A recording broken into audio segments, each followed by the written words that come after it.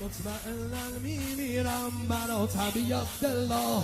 طبیعت دلا از من گفتن به خداوند میمیرم برا طبیعت دلا طبیعت دلا طبیعت دلا دلیل زنده بودنم طبیعت دلا من از تو دل نمیکنم طبیعت دلا توی پناه آخرم طبیعت دلا برا ادامه دادنم جان به طلب من اگر جان ندهم نامردم اسمت رو نوشتم رفیقم